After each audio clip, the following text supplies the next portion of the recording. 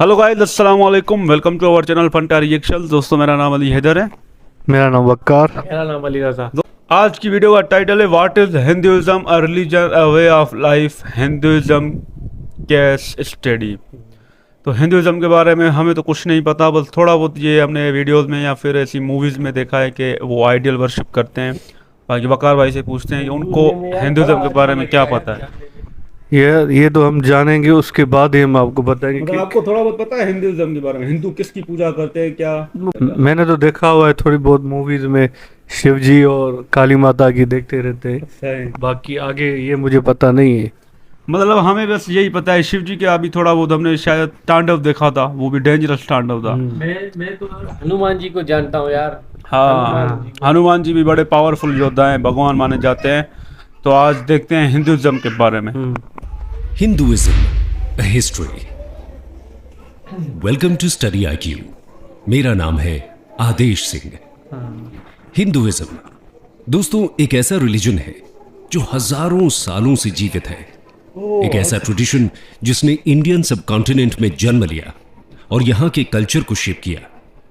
Hinduism सिर्फ एक religion ही नहीं बल्कि मेजॉरिटी ऑफ इंडियंस की इंटेग्रल पहचान भी है। लेकिन दोस्तों, हिंदुइज्म एक ऐसा शब्द है जिसे खुद को हिंदू कहने वाले भी अक्सर पूरी तरह नहीं समझते। कोई इसे रिलीजन कहता है तो कोई इसे एक वे ऑफ लाइफ बताता है। आखिर हिंदुइज्म का सही मतलब है क्या? अपनी इस वीडियो में हम इसी सवाल का जवाब जानने की कोशिश करेंगे और समझेंगे कि हिंदुइज्म कैसे वे ऑफ लाइफ की तरह शुरू होकर एक रिलीजन के फॉर्म में डिवेलप होता है। दोस्तों, हिंदुइज्म दुनिया के सबसे पुराने रिलीजन्स में से एक है। इसकी शुरुआत कब हुई, इसका कोई डेफिनेट आंसर नहीं मिलता, लेकिन ऐसा माना जाता है कि यह 4000 सालों से भी पुराना है। आज दुनिया के लगभग हर कोने में हिंदुइज्म को फॉलो करने वाले लोग रहते हैं, जिनमें से 90% इंडिया को बिलोंग करते हैं। फॉलोअर्स के मामले में लगभग 900 मिलियन फॉलोअर्स के साथ हिंदुइज्म क्रिश्चियनिटी और इस्लाम के बाद तीसरा सबसे बड़ा रिलीजन है। इसी के साथ साथ संस्कृत लैंग्वेज एक इंपॉर्टेंट लैंग्वेज जुड़ती है, जो इसी के साथ ग्रो हुई और जिसने हिंदुइज्म के बिलीफ सिस्टम्स को स्प्रेड करने में इंपॉर्टेंट योगदान दिया। माना जाता है कि प्रोटो इंडो आर्यन और प्रोटो इंडो यूरोपियन लैंग्वेजेस भी संस्कृत से ही डेवलप होती हैं। आइए सबसे पहले हिंदू शब्द के ओरिजिन को समझते हैं। Origins of the word Hindu. दोस्तों, हिंदू शब्द नॉर्दर्न इंडिया में फ्लो होने वाली रिवर इंडस से डिराइव हुआ है। एंशिएंट टाइम्स में इस रिवर को सिंधु नाम से जाना जाता था, लेकिन जब पर्शियंस का माइग्रेशन इंडिया में होता है तो वो इसे हिंदू कहते हैं और यहां के लैंड को हिंदुस्तान और रहने वाले लोगों को हिंदूज का नाम देते हैं। इस तरह हिंदू शब्द को पहली बार 6th सेंचुरी BCE में पर्शियंस ने यूज किया था। उस समय हिंदुइज्म शब्द एक कल्चरल से ज्यादा जियोग्राफिकल लेबल हुआ करता था। आगे चलकर इसे हिंदूज की रिलीजियस प्रैक्टिसेस को डिस्क्राइब करने के लिए यूज किया जाने लगा। रिलीजियस बिलीफ्स को डिफाइन करते हुए हिंदुइज्म शब्द का रेफरेंस पहली बार 7th सेंचुरी CE के एक Chinese text record of the western regions by Xuanzang में मिलता है। लेकिन ऐसा भी माना जाता है कि रिलीजियस प्रैक्टिसेस और बिलीफ्स को डिस्क्राइब करने के लिए इंग्लिश टर्म हिंदुइज्म का यूज इतना पुराना भी नहीं है। कहा जाता है कि इसे पहली बार 1816-17 में राजा राम मोहन रॉय ने यूज करना शुरू किया था।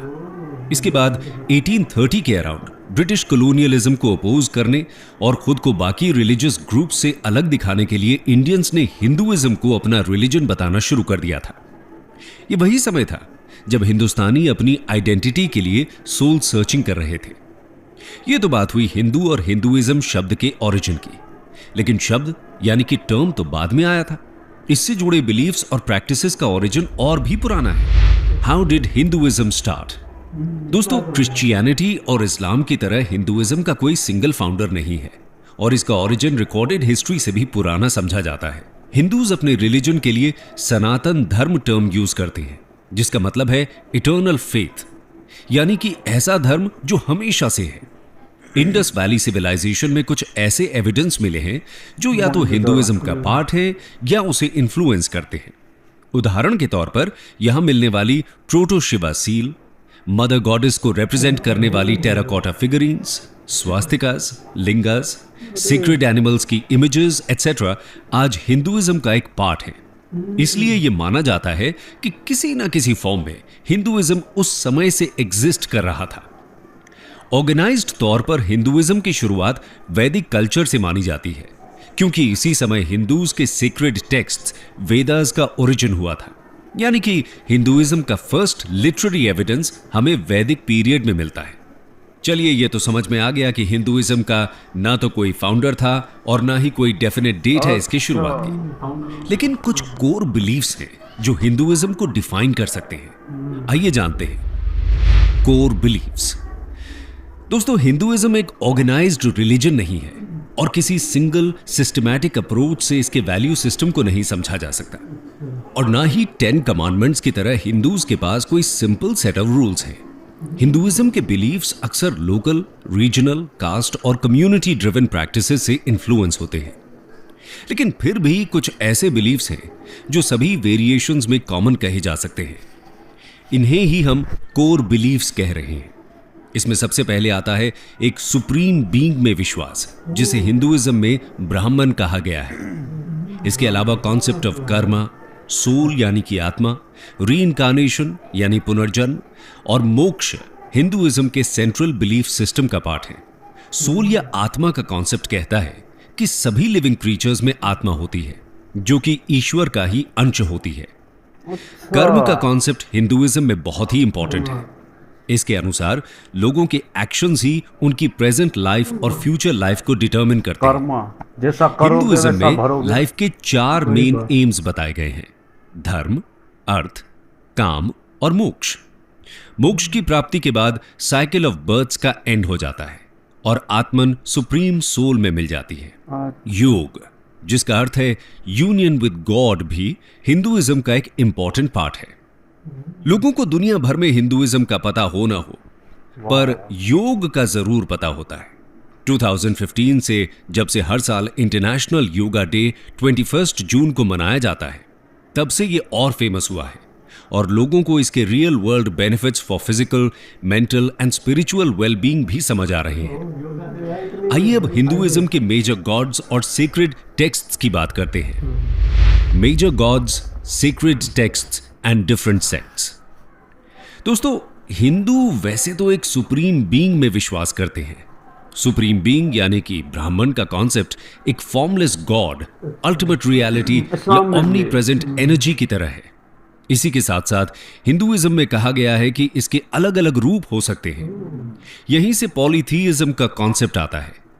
हिंदुइज्म के अनुसार सब कुछ ईश्वर का ही एक अंश है और ये फॉर्म्स एंड अवतार्स मनुष्यों का भला करने के लिए लिए जाते हैं। इसी के साथ साथ हिंदू नेचर वर्शिप भी करते हैं। हिंदुइज्म में प्लांट्स से लेकर एनिमल्स तक सबकी पूजा होती है। नेचर वर्शिप करने के पीछे साइंटिफिक रीजंस भी हैं, जैसे कि हिंदुइज्म में बैनियन ट्री की वर्शिप का कॉन्सेप्ट है और हम सभी जानते हैं कि ये ट्री 24 घंटे ऑक्सीजन देता है। यानी कि हिंदुइज्म के फॉलोअर्स भी इस ट्री की इंपॉर्टेंस को जरूर समझते थे। इसी तरह मेडिसिनल वैल्यू वाले तुलसी प्लांट, आंवला यानी कि इंडियन गूसबेरी जैसे ट्रीज को भी पूजा जाता है।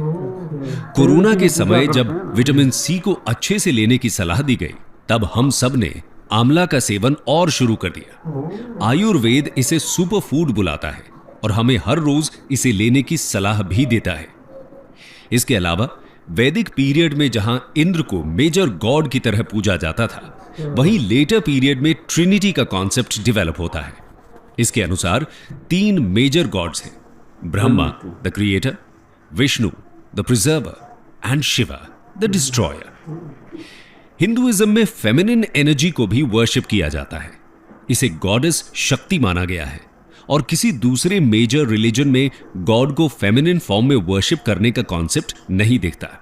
इसके अलावा मल्टीपल गॉड्स एंड गॉडेसेस हैं जिन्हें अलग अलग एट्रीब्यूट से जोड़ा जाता है, जैसे कि लॉर्ड गणेशा को रिमूवर ऑफ ऑब्स्टिकल्स यानी कि विघ्नहर्ता कहा गया है, तो देवी सरस्वती को गॉडेस ऑफ नॉलेज। जिस तरह हिंदुइज्म का कोई सिंगल फाउंडर नहीं है, ठीक उसी तरह बाइबल या कुरान के जैसे कोई सिंगल बुक भी हिंदुइज्म को रिप्रेजेंट नहीं करती, बल्कि मल्टीपल टेक्स्ट्स हैं जो हिंदुइज्म में सीक्रेट माने गए हैं। इसमें सबसे पुराने हैं 4 वेदास, ऋग्वेद, यजुर्वेद, सामवेद और अथर्ववेद। हिंदू मान्यता के अनुसार वेदास इटर्नल ट्रूथ को रिप्रेजेंट करते हैं और खुद ईश्वर ने इन्हें सेजेस यानी ऋषिज को रिवील किया था। इसके अलावा उपनिषद्स, पुराणस, एपिक्स, रामायण एंड महाभारत और भागवत गीता हिंदूज की मेजर होली बुक्स हैं। बाकी रिलीजन्स की तरह हिंदूज के भी डिफरेंट सेक्ट्स देखने को मिलते हैं। इसमें 4 मेजर सेक्ट्स हैं: वैष्णव, शैव, शक्त और स्मर्तस। वैष्णव लॉर्ड विष्णु को वर्शिप करते हैं, शैव लॉर्ड शिवा को और शक्त देवी शक्ति को। वहीं स्मर्ता ट्रेडिशन में 5 डेटीज को एक सुप्रीम बीइंग का पार्ट मानकर वर्शिप किया जाता है। और ब्रह्मा इनके जी, अलावा और भी बहुत ब्रह्मदेव सारे को सेक्ट्स और सब सेक्ट्स हिंदुइज्म का पार्ट है। हिंदुइज्म में मल्टीपल सेक्ट्स का डेवलपमेंट तो हुआ है, लेकिन बड़ी बात यह है कि इनके डेवलपमेंट में कोई हिंसा यानी वायलेंस देखने को नहीं मिलती। सभी सेक्ट्स एक दूसरे के साथ पीसफुली को एग्जिस्ट करते आए हैं। इसकी बड़ी वजह यह है कि सभी हिंदू सेक्ट्स के कोर बिलीफ्स सेम ही हैं और फिलोसॉफिकल बेसिस पर ये एक दूसरे को काउंटर नहीं करते। एक दूसरे के एग्जिस्टेंस को सेक्ट्स रेडिली एक्सेप्ट करते हैं, क्योंकि टॉलरेंस हिंदुइज्म का एक कोर बिलीफ है। ये तो बात हुई हिंदूज के रिलीजियस बिलीफ्स, उनके गॉड्स और मेजर टेक्स्ट्स की। अब हिंदुइज्म के साथ इवॉल्व हुए सोशल सिस्टम के बारे में बात करते हैं। Evolution of Hindu social systems. दोस्तों, हिंदुइज्म में सोशल ऑर्डर की फाउंडेशन वर्ण सिस्टम से बनती है। वर्ण सिस्टम का ओरिजिन ऋग्वेद के पुरुष सूक्त में मिलता है। इसके अनुसार सोसाइटी को 4 वर्णास में डिवाइड किया गया है: ब्राह्मण्स, क्षत्रियस, वैश्यस और शूद्रस। यह डिवीजन कर्म के बेसिस पर किया गया था, जिसमें इंटेलेक्चुअल और स्पिरिचुअल एक्टिविटीज में काम करने वालों को ब्राह्मण कहा गया, पब्लिक को प्रोटेक्ट करने वाले यानी कि वॉरियर क्लास को क्षत्रियस, स्किलफुल प्रोड्यूसर्स को वैश्यस की कैटेगरी में रखा गया और अनस्किल्ड लेबरर्स को शूद्रस बोला गया। लेकिन आगे जाकर यह सिस्टम रिजिड होने लगा और बर्थ के बेसिस पर डिवीजन शुरू हो गया। इसके अलावा बहुत सी क्लासेस को वर्ण सिस्टम से बाहर रखा जाने लगा और उन्हें अनटचेबल्स मान लिया गया। इन्हें केवल मीनियल जॉब्स करने की अनुमति दी जाती थी। उसके बाद वर्णस में भी सब डिवीजन होने लगे और कास्ट सिस्टम यानी कि जातीज का डेवलपमेंट शुरू हो गया था, जिसकी वजह से सोशल सिस्टम बहुत ही कॉम्प्लेक्स हो गया। इसके साथ ही लोअर वर्णस और अनटचेबल्स के साथ इनइक्वालिटी का बिहेवियर किया जाने लगा। इन सब ईवल प्रैक्टिसेस ने सोसाइटल फैब्रिक को कमजोर कर दिया। सभी वर्णास के लिए अलग अलग सोशल रूल्स के साथ ही डिफरेंट रिलीजियस रिचुअल्स भी प्रिस्क्राइब कर दिए गए थे। इसकी वजह से हिंदुइज्म एक कॉम्प्लेक्स सोशल ऑर्डर नजर आने लगा था। इस कॉम्प्लेक्सिटी की वजह से ही 6th सेंचुरी बीसी में बुद्धिज्म और जैनिज्म जैसे डिफरेंट रिलीजियस ट्रेडिशंस पॉपुलर होने लगते हैं। एक वक्त पर बुद्धिज्म और जैनिज्म का दबदबा पूरे इंडियन सब कॉन्टिनेंट में हो जाता है और हिंदुइज्म कुछ हद तक डिक्लाइन होता दिखता है। लेकिन एक बार फिर हिंदुइज्म को रिवाइव करने का काम भी शुरू होता है। Revival and reform in Hinduism. दोस्तों, इतना पुराना रिलीजन होने के बाद भी हिंदुइज्म आज तक सरवाइव कर रहा है। इसकी एक बड़ी वजह यह है कि समय समय पर हिंदुइज्म में रिफॉर्म्स लाए गए और इसे रिवाइव किया जाता रहा। फिर चाहे वो 7th से 8th सेंचुरी के बीच शुरू हुए साउथ इंडियन भक्ति मूवमेंट के द्वारा किया गया हो या फिर अलग अलग आचार्याज के द्वारा। भक्ति मूवमेंट के दौरान अलवर्स और नायनार सेंट्स ने रिजिड कास्ट सिस्टम को चैलेंज किया, साथ ही रिचुअल्स और रिलीजियस प्रैक्टिसेस को भी सिंप्लीफाई करने का काम किया। उनके प्रयासों से ही हिंदुइज्म बुद्धिज्म और जैनिज्म से मिल रहे चैलेंजेस को मात दे पाता है। इतना ही नहीं, हिंदुइज्म समय के साथ लोकल कल्ट्स और डेटीज को भी अब्सॉर्ब कर लेता है। फिर बात चाहे नागा कल्ट की हो, यक्ष यक्षिणी कल्ट की या फेमस जगन्नाथपुरी की, जिन्हें ट्राइबल डेटी माना जाता है, धीरे धीरे सब हिंदू पैंथियन का हिस्सा बन जाते हैं। यहां तक कि बुद्ध को भी विष्णु का एक अवतार बताया जाता है। यह स्ट्रैटेजी भी हिंदुइज्म के सर्वाइवल में इंपॉर्टेंट रोल प्ले करती है। हिंदुइज्म को रिवाइव करने की बात हो और आदि शंकराचार्य का नाम ना आए, ऐसा तो हो ही नहीं सकता। शंकराचार्य ने 8th सेंचुरी एडी में हिंदुइज्म को रीऑर्गेनाइज और रिफॉर्म करने का काम किया। इन्होंने अद्वैत फिलॉसफी को पॉपुलराइज किया, जिसके अनुसार सिर्फ ब्राह्मण ही सत्य है और बाकी सारा संसार बस उसकी ही माया है। शंकराचार्य हिंदू फिलॉसफी को पॉपुलराइज करने के लिए पूरे इंडिया में ट्रैवल करते हैं। इस दौरान अलग अलग थिंकर्स के साथ वो डिबेट्स और डिस्कोर्सेज में भाग लेते हैं। इन्होंने इंडिया के 4 कॉर्नर्स में मॉनेस्ट्रीज एस्टैब्लिश की थी, जिन्हें मठस या पीठस कहा जाता है। श्रृंगेरी में शारदा पीठ, द्वारका में कलिका पीठ, बद्रिकाश्रम में ज्योति पीठ और जगन्नाथपुरी में गोवर्धन पीठ की स्थापना की गई। इन्हें हिंदुइज्म के 4 धाम कहा जाता है। इस तरह उन्होंने जियोग्राफिकली भी हिंदुइज्म के फॉलोअर्स को जोड़ दिया था। इन्होंने पंचायतन फॉर्म ऑफ वर्शिप को भी पॉपुलराइज किया, जिसमें 5 डेटीज गणेश, शिव, विष्णु, सूर्य और देवी की एक साथ पूजा की जाती है। इसमें कहा गया है कि ये सभी सुप्रीम बीइंग यानी कि ब्राह्मण के ही अलग अलग फॉर्म्स हैं। इस तरह शंकराचार्य ने डिफरेंट सेक्ट्स को भी यूनाइट किया। इसके अलावा हिंदू स्क्रिप्चर्स को भी इन्होंने सिंप्लीफाई किया। शंकराचार्य ने वेदास, उपनिषद्स, पुराणास जैसे रिलीजियस टेक्स्ट पर कमेंट्रीज लिखकर इनकी टीचिंग्स को एक बार फिर से जीवित करने का काम किया था। शंकराचार्य के बाद रामानुजा, माधवाचार्य जैसे सेंट्स ने भी हिंदुइज्म को रिफॉर्म करने में अपना योगदान दिया। इसके बाद मिडीवल पीरियड में जब इस्लाम ने हिंदुइज्म को चैलेंज करना शुरू किया, तो निर्गुण और सगुण भक्ति सेंट्स ने हिंदुइज्म को पॉपुलर बनाए रखा। इसमें रामानंद, कबीर, नानक, मीराबाई, तुलसीदास जैसे सेंट्स का योगदान रहता है। अगर मॉडर्न पीरियड की बात करें तो राजा राम मोहन रॉय, स्वामी दयानंद सरस्वती और स्वामी विवेकानंद जैसे रिफॉर्मर्स ने हिंदू ग्लोरी को एक बार फिर से रिवाइव किया था। 19th सेंचुरी में इन सोशल रिलीजियस रिफॉर्मर्स की वजह से क्रिश्चियन मिशनरीज हिंदूज को कन्वर्ट करने में बहुत ज्यादा सफल नहीं रहते। जिस तरह की सफलता इन्हें अफ्रीका या दूसरी कॉलोनीज में मिली थी, इंडिया में वैसी सफलता देखने को नहीं मिलती। स्वामी विवेकानंद ने 1893 में शिकागो में ऑर्गेनाइज्ड वर्ल्ड रिलीजियस कॉन्फ्रेंस में जाकर वर्ल्ड स्टेज पर हिंदुइज्म की फिलॉसफी को पॉपुलराइज किया। स्वामी जी की स्पीच पर कमेंट करते हुए एक अमेरिकन न्यूज़पेपर ने लिखा था कि ऐसे रिच रिलीजियस ट्रेडिशन वाले देश में क्रिश्चियन मिशनरीज को भेजने की क्या जरूरत है। इस तरह रेगुलर इंटरवल्स पर हिंदुइज्म में रिफॉर्म मूवमेंट्स होते रहे हैं। हिंदू फिलॉसफी में कहा भी गया है कि जब जब धर्म संकट में आता है, तब तब उसकी रक्षा के लिए खुद ईश्वर अवतार लेते हैं। इसलिए ये रिफॉर्म मूवमेंट्स हिंदू फिलॉसफी द्वारा भी जस्टिफाई किए जा सकते हैं। हिंदुइज्म इटर्नल रहा है क्योंकि ये स्टैटिक नहीं है और इसमें खुद को नया बनाने की एबिलिटी भी दिखती है। अथर्ववेद में सनातन वर्ड का एक्सप्लेनेशन भी कुछ इसी तरह है। सनातनम एनम अहुह उत अद्याः स्यत पुनर्नवः, meaning they proclaim him to be eternal, but he may become new again even today. Hinduism का सबसे यूनिक फीचर है इसकी डाइवर्सिटी। डिफरेंट लेवल पर वेरिएशंस और डाइवर्सिटी होते हुए भी ये यूनिटी को कैसे रिप्रेजेंट करता है, ये समझने की जरूरत है। How Hinduism encompasses the concept of unity in diversity. दोस्तों, हिंदुइज्म में असंख्य देवी देवताओं का कॉन्सेप्ट है, मल्टीपल रिलीजियस टेक्स्ट्स हैं, अलग अलग सेक्ट्स भी इसका पार्ट है।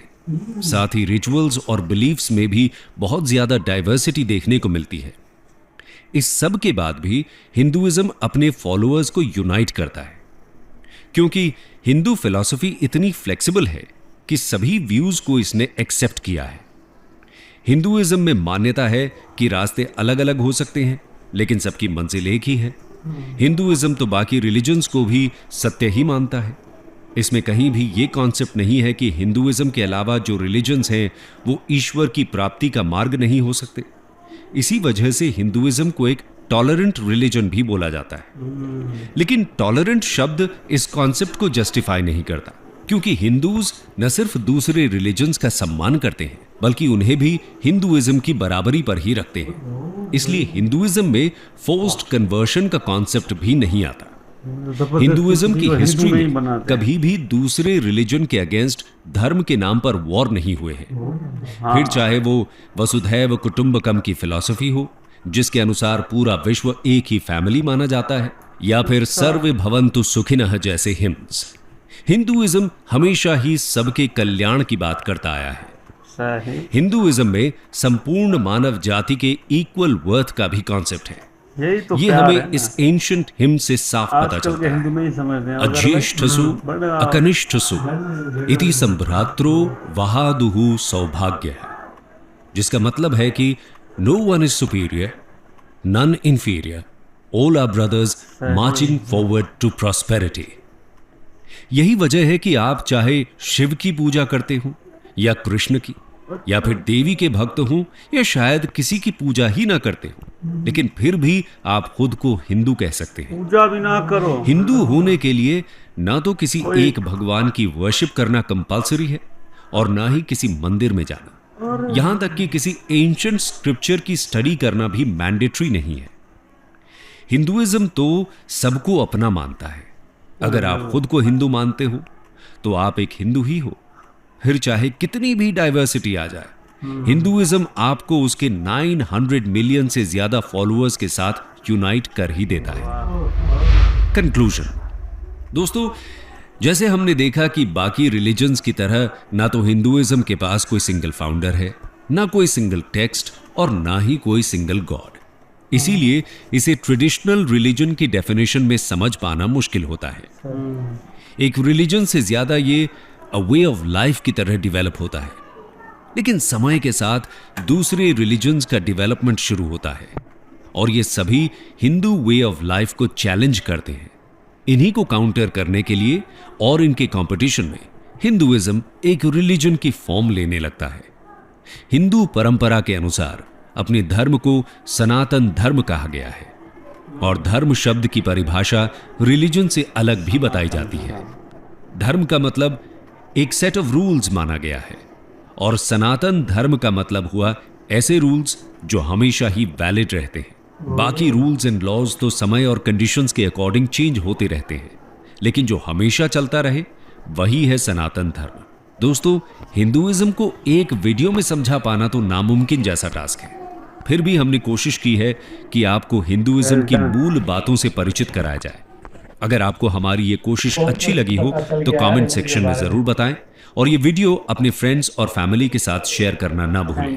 Thank you and God bless. Well done यार, बहुत पता चल बड़ी इन्फॉर्मेशन इन्होंने दी। हमने सोचा नहीं था कि हमें भी इतना कुछ नॉलेज मिलेगी हिंदुइज्म के बारे में। तो वकार भाई, आप क्या कहना चाहोगे हिंदुइज्म के बारे में? आज मतलब बड़ी इन्फॉर्मेशन मिली है। सबसे पहले तो इस्लाम में जितनी भी सारी चीज़ें हैं वो तो हिंदुइज्म में भी मिल रही है। मतलब सिमिलर है एकदम। हमारे यहाँ भी इस्लाम में 4 किताब है, हाँ, तौरात, इंजील, ज़बूर, कुरान, मजीद, सही। 4 है। हमारे यहाँ भी किसी को भी जोर ज़बरदस्ती मुसलमान नहीं कर सकते आप, हाँ, ये बात है। प्यार मोहब्बत के साथ अगर वो आए तो। हाँ, वरना ये इस्लाम। आप जितने भी मज़हब है उस सब की रिस्पेक्ट कर सकते हो। इस्लाम में हमारे यहाँ ऐसा ही कहते हैं।